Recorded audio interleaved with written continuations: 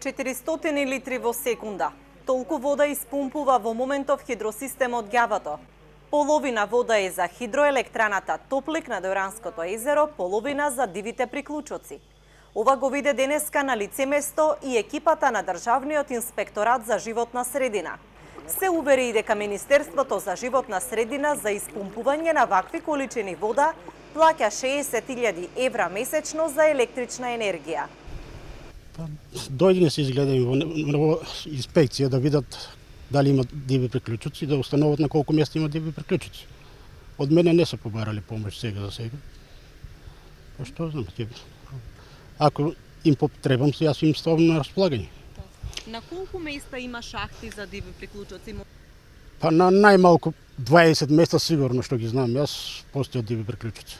Ама од еден приклучок тој се разгранува, на повеќе места се носи, од еден приклучок може да имате и 100 други приклучоци, значи. Од подебела цевка вода на подтесна и така натаму, се разгранува, тоа е грана. Цел ден инспекцијата го помина во обиколка на објектот Ѓавато, шахтите од кои се гледаат нелегалните приклучоци, но и во обиколка на хидроцентралата Топлик, која има активна 22 годишна концесија за користење на водата од хидросистемот. Најголемиот корисник има плантажи од 30 хектари со јапонски јаболки, а останатите 70 на хектари земјиште ги наводнуваат повеќе диви корисници.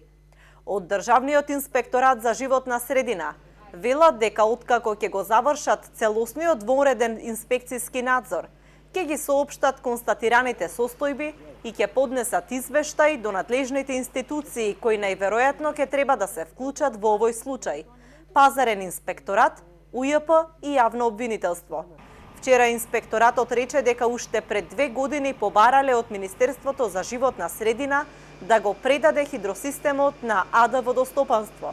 Денешната инспекција треба да даде одговор каде затаила одговорноста и зошто Министерството незаконски управува со хидросистемот Ѓавато.